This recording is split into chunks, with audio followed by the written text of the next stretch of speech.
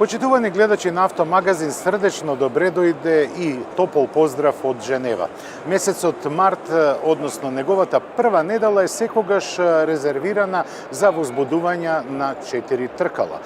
Иако општата клима во автомобилската индустрија кај некои компании, како што се на пример Volvo, Ford, Lotus и да не ги набројувам понатаму, е да не бидат присутни на големите автомобилски смотри. Но сепак Женева е кралица на саемите. И таа покажува и докажува дека саемите не се мртви, дека на саемите има можност за уште поголема иднина. Иднина која ќе им овозможи не само на учесниците, туку и на посетителите да доживеат во вистинска смисла на зборот, да го доживеат автомобилот и да видат до каде е стигнат развојот.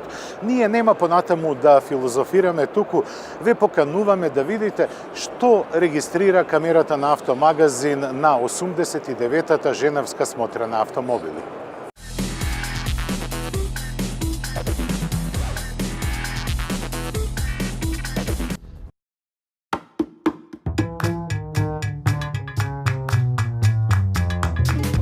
Пежо по втор пат ја запали Женева и тоа гори со оген во силна страст. Погледнете ја 208-ката, еден од најмалите модели на марката, но модел кој ќе донесе многу новитети во работењето на Пежо. Имено, за иста цена ќе имаме Пежо со мотор со внатрешно согорување и исто така ќе имаме Пежо со мотор на струја, односно електромотор. Но тука не завршуваат новитетите од Пежо. Првично, покрај истата цена, овие модели на западноевропскиот пазар ќе се продаваат на рати. Значи, вие нема да бидете собственик на овој модел, туку само ќе го изнајмувате. Кога тоа ќе се случи во Македонија се уште е нејасно, бидејќи председателот на корпорацијата Карлос Таварес рече дека овој новитет првично ќе биде лансиран во Франција. Тест возењата на 208 ги очекуваме кон крајот на октомври, кога ќе знаеме нешто повеќе за ова прекрасно возило.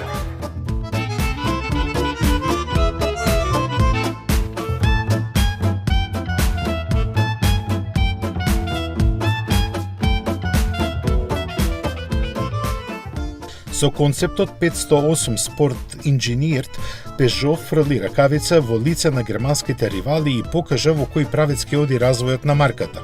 Неговиот хибриден погонски склоп располага со 400 конски сили, од кои половина доаѓаат од 1,6 литарски бензинец, а другата половина од 2 електромотори. Пренесени на асфалтот преку сите 4 тркала ќе го забрзаат до 100 км на час за само 4,3 секунди. Кога пак ќе се вози питомо, ќе помине 50 на километри без капка бензин. Агресивно дизајнираната надворешност е зачинета со спортскиот интериер, во кој впечатливи се седиштата и мноштвото алкантара и карбон. Дали и кога ќе пристигне во продажните салони на Пежо, останува да видиме.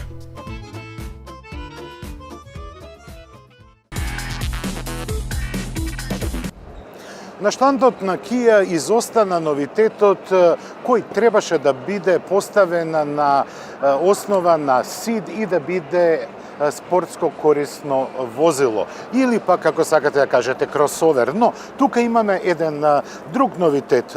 Тоа е Kia Soul со електрично полнење. За жал не можам да го изведам полначот, но тој се става на предниот дел од браникот и, како што вели Kia, доволни се 4 часа полнење да се поминат 350 километри. Но, за жал, Kia одби да каже било што во однос на цената на електричниот Soul. Но, за следните неколку месеци велат дека овој модел ќе биде комерцијализиран во Европа и дека тогаш ќе се знаат цените. Дали Kia Soul на струја ќе дојде во Македонија, останува да покаже времето.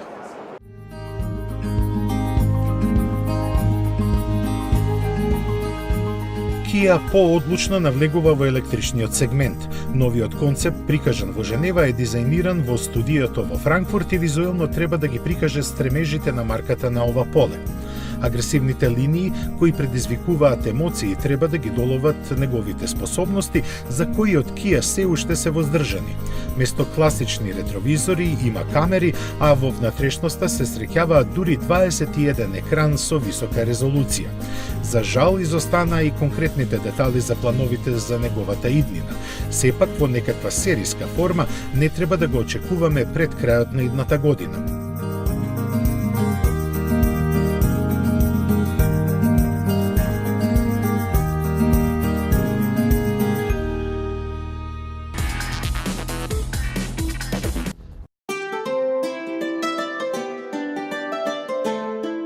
Mazda CX-30 побудува големо внимание на публиката во Женева, а како и не би кога изгледа многу атрактивно, но и со себе носи страшна технологија. Велам страшна бидејќи Mazda е прва во светот на автомобилските производители која ги направи бензинските мотори да бидат економични како дизелите со принципот на работа на компресија.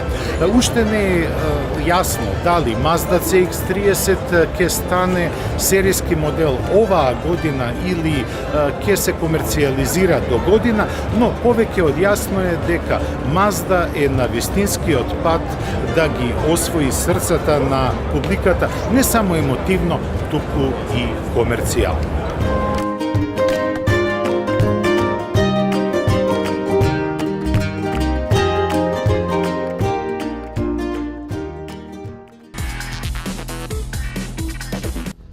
По американската премиера на европскот тло стигна и Passat.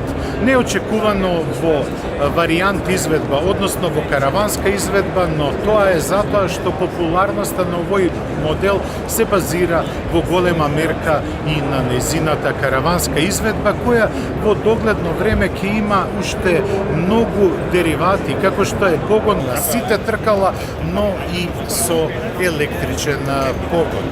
Сепак, комерцијалната презентација ќе се случи за неколку месеци, кога во франкфуртскиот мотор шоу овој модел ќе засјае со полн сјај.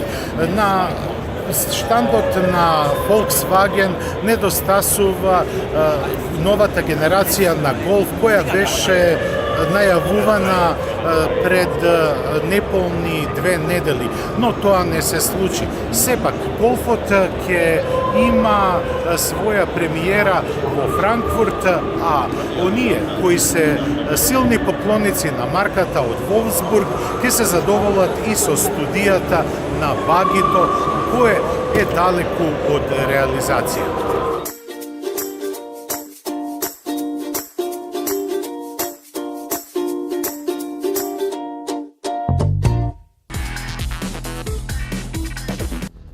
Групацијата Volkswagen не остава ништо како игра на случај.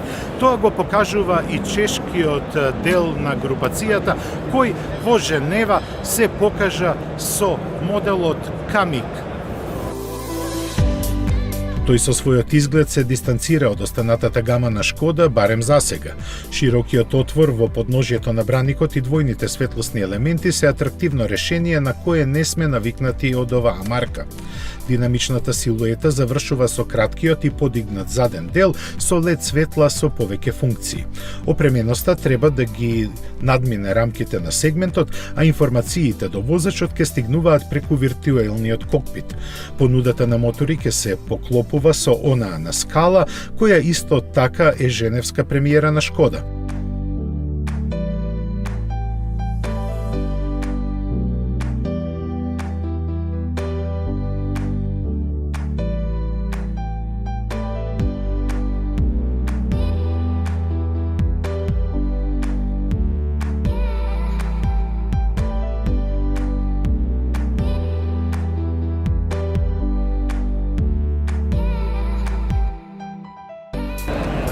Но Шкода со студијата Vision покажува дека има и електрична иднина.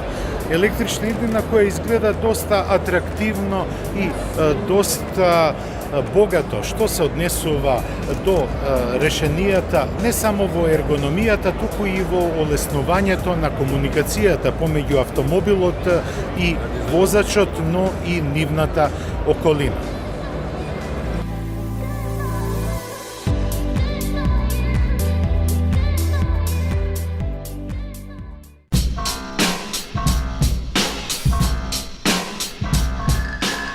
Традиционално сместени спроти штандот на Volkswagen, шпанците го крадеа интересот на публиката со новитетите кои дадоа длабока перспектива во идната стратегија на марката. Иако очекуван, првиот електричен модел на Seat малку изненади со својот изглед. Ја има истата платформа како својот роднина од Волфсбург и со едно полнење на батериите може да помине околу 500 километри. Малку е повисок од него и благо кокетира со кросоверските трендови. Доста работи се уште не се јасни, но нема дискусија дека ќе ја промени пазарната позиционираност на марката. Со појавувањето на првиот собствен модел за Купра, веќе можеме да кажеме дека е самостојна марка. Плагин хибридниот Formentor ја има очекуваната купе кросовер форма и изгледа доста провокативно.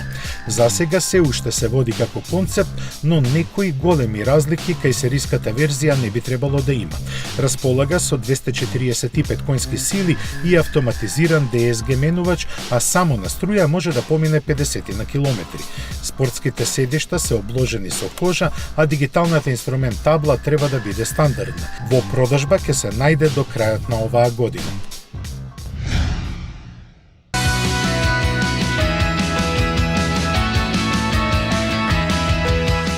Во согласност со стратегијата, BMW електрифицираше неколку своји модели.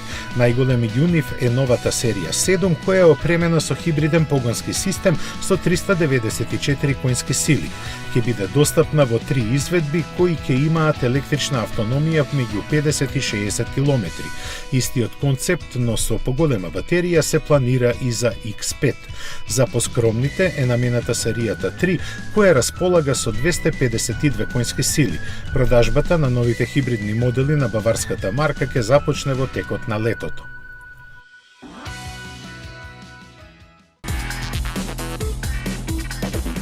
Mercedes-Benz представи неколку нови модели, но на штандот на Мерцедес е нашата гордост, Славчо Таневски. Здраво, Славчо! Честитам на новото остварување. Што очекуваш од комерцијален аспект за твојот нов модел? Hvala mnogo, pa cela shooting break беа доста успешни. Се надам дека ќе го повториме успехот. Има многу подобар дизајн моментално, многу подобра технологија, подобра комуникација со возачот и со патниците. Мислам дека се тоа ќе допринесе за уште поголем успех на цела shooting break. Што е тоа на кое Славчо сега ќе почне да работи од нула? Па има многу проекти сега кои не можам да откријам.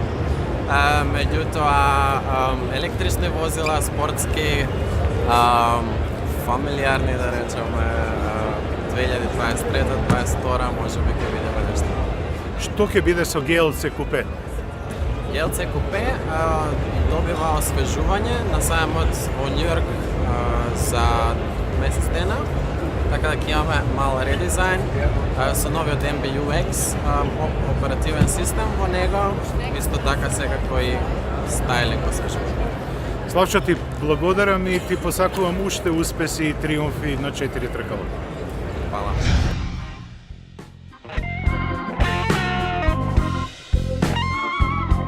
3 години откако беше представен, Mercedes GLC доби ново руво. Изгледот не му е битно изменет и корекциите главно се на предниот дел. Светлата се помали и со LED технологија, зголемен е бројот на хромирани детали, а маската благо редизајнирана. Поголем број нови елементи се среќаваат во внатрешноста. Новиот мултифункционален управувач има копчења чувствителни на допира, главните функции на возилото може да се контролираат и со гласовни команди. Тука е и MBUX системот од А-класата, кој располага со 2 големи екрани. Унапредениот погон на сите тркала и електронско контролираното ослонување се дополнети со нови мотори со хибриден стартер генератор.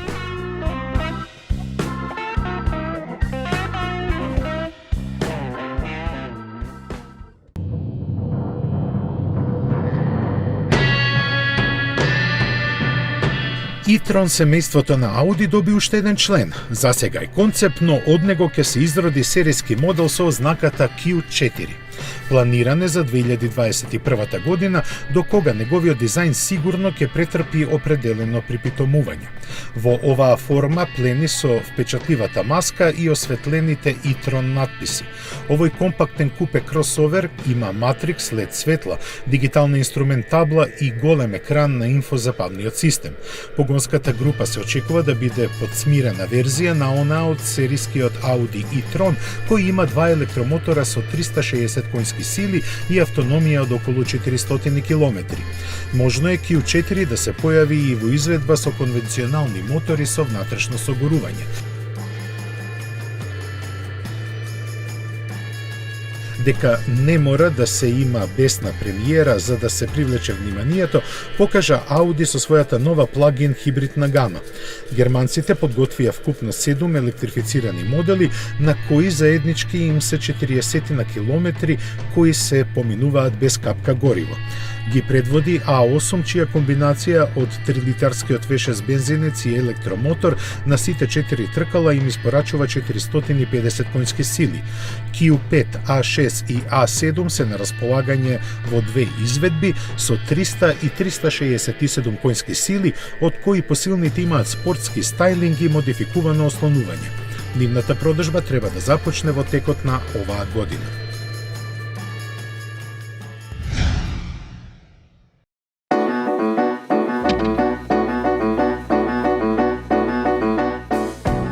Единствениот автомобил што вистински може да го предизвика Golf според продажбата ја доби својата петта генерација. Не е толку стар, но желно беше очекуван, најмногу заради дизајнерското освежување што го донесе. Од сегашната генерација е задржано најдоброто, кое на еволутивен начин е освежено во духот на модерното време.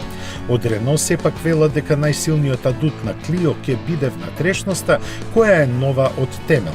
Се забележуваат големиот централен дисплеј, новиот мултифункционален управувач и дигиталната инструмент табла. Новиот Clio е поставен на унапредена верзија на модуларната платформа, која му обезбедува нешто подобра просторност.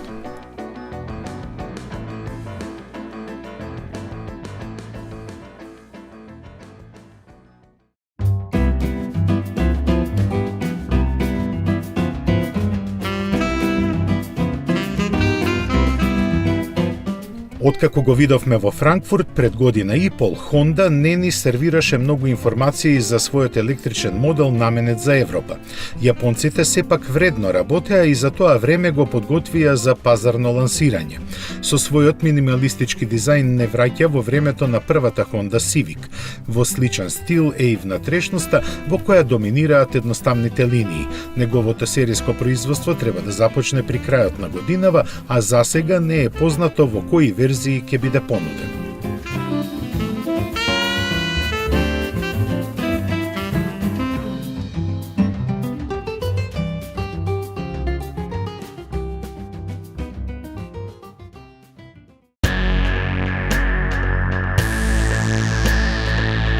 Mitsubishi за Женева го подготви и редизајнираниот и подобрен ASX. Кај него веќе на прв поглед е јасно дека предниот дел од столбовите на покривот е сосема нов. Донесувајќи актуелната интерпретација на дизајнерското изразување на Mitsubishi, постигнат е модерен и динамичен изглед. Предните светла се со LED технологија, а целокупниот впечаток е доста посериозен. Во редизајнираната внатрешност се среќаваат поквалитетни материјали, а најголема новост се подобрата поддршка за поврзување со телефон и поголемиот екран. Под капакот на моторот се наоѓа познатиот дволитарски бензинец парен со 5 степен мануелен или 6 степен CVT менувач, а погонот може да биде на предните или на сите тркала. Suzuki Jimny е популарен во Македонија уште од неговата прва генерација. Имиджот на нескротлив теренец за пристапна цена го следи и во новата генерација. За жал, поради волуменот на европскиот пазар и побарувачката на Jimny во Западна Европа, во Македонија само 20 купувачи оваа година ќе имаат шанса да станат собственици на ова теренско возило. Неговиот изглед не би сакал да го коментирам, бидејќи би рекол колку што е грд, толку е и симпатичен. Но Джимни никој не го купува за бавина, туку за слободата која може да ја пружи на теренот.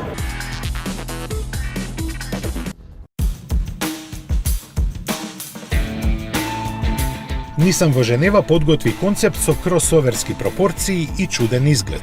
Вообичаено молчеливи, јапонците не кажаа многу за него. Истакнаа дека неговата ознака IMQ е кратенка за интелигентна мобилност, намерно испуштајќи да споменат што значи последната буква. Се доби впечаток дека не се сигурни во неговата иднина, посебно не со ваков облик. Затоа пак повеќе од сигурно е дека технологиите вградени во него ќе се развиваат за употреба во сериските модели на марката. Целата приказна околу него ја зачинија гласините дека тој всушност најавува кросовер кој би го заменил џук.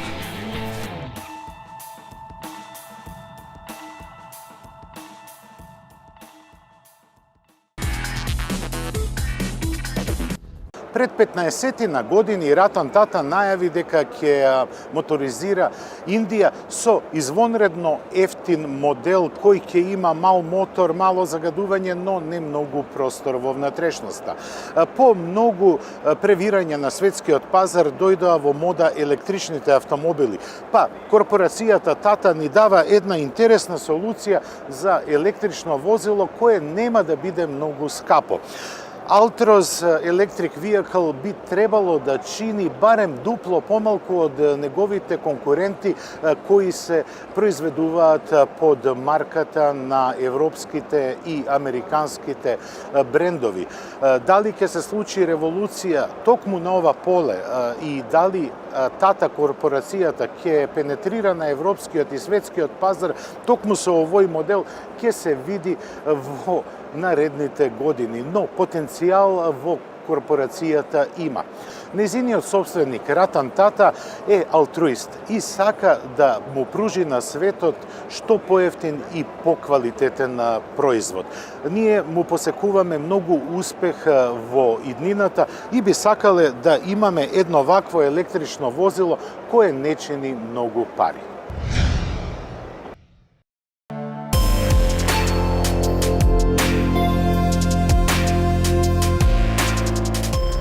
Volvo не учествува на салонот во Женева, но затоа Пол Стар е тука, со добра причина бидејќи го представи својот втор модел.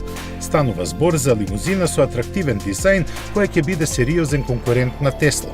Двата електромотора развиваат вкупно 400 конски сили, а со едно полнење на батериите може да помине 500 километри.